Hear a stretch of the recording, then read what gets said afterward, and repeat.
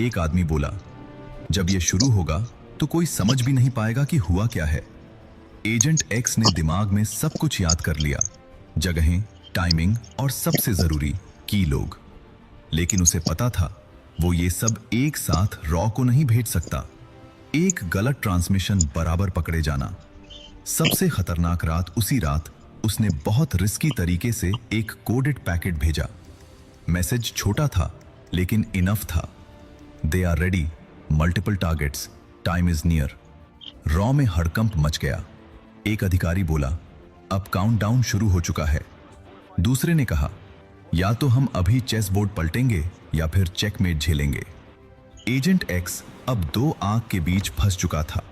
एक तरफ दुश्मन का शक, दूसरी तरफ वक्त की कमी। और सबसे डरावनी बात यह थी, उसे अभी भी नहीं पता था कि इस नेटवर्क में कौन सा आदमी असली मास्टरमाइंड है। लेकिन असली तूफान तो अभी आना बाकी था, क्योंकि अगला कदम ऐसा था जो या तो भारत को बचा सकता था या फिर इस एजेंट को हमेशा के लिए इतिहास से मिटा सकता था। जासूसी की दुनिया में सबसे बड़ा दुश्मन बंदूक नहीं होती, सबसे बड़ा दुश्मन होता है शक। और जब शक पैदा हो जाए तो जिंदगी सेकंडों में खत्म हो सकती है। एजेंट एक्स अब उस स्टेज पर था जहां हर कदम मौत और जिंदगी के बीच का फैसला था। शक अब यकीन में बदल रहा था। पिछले कुछ दिनों से एजेंट एक्स नोटिस कर रहा था, उसके पीछे वही दो चेहरे बार बार दिख रहे थे। उसकी कॉल्स लिमिटेड हो गई थीं। कुछ मीटिंग से उसे बाहर रखा जाने लगा था। एक रात जब वो अपने सेफ हाउस जैसी दिखने वाली जगह पर लौटा, उसे एहसास हुआ कमरे की चीजें बदली हुई हैं। मेज का एंगल बदला था, कुर्सी थोड़ी सी खिसकी हुई थी और अलमारी का दरवाजा वो बंद नहीं था जैसा वो छोड़कर गया था।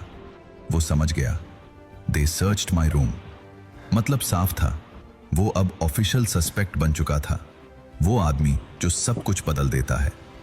अगली सुबह नेटवर्क का वही शार्प आइड सीनियर आदमी उसे मिलने बुलाता है। कमरा छोटा था, खिड़कियां बंद थीं और बाहर दो आर्म्ड गार्ड्स खड़े थे। वो आदमी मुस्कुराया और बोला, तुम जानते हो मुझे तुम पसंद हो, लेकिन इस काम में पसंद नापसंद नहीं चलती, सिर्फ भरोसा चलता है। फिर उसने टेबल पर एक फाइल रख दी। उस फाइल में एजेंट एक्स की पिछले कई महीनों की मूवमेंट रिपोर्ट थी। वो बोला, बताओ तुम असल में हो कौन। ये वो पल था जहां एक गलत शब्द और कहानी यहीं खत्म। एजेंट एक्स ने शांत आवाज में कहा, मैं वही हूं जो आप चाहते हैं कि मैं रहूं और जो आपके दुश्मनों के लिए सबसे ज्यादा खतरनाक है। कमरे में कुछ सेकंड का सन्नाटा। फिर वो आदमी हंसा और बोला, इंटरेस्टिंग, बहुत इंटरेस्टिंग। लेकिन उसकी आंखों में हंसी नहीं थी,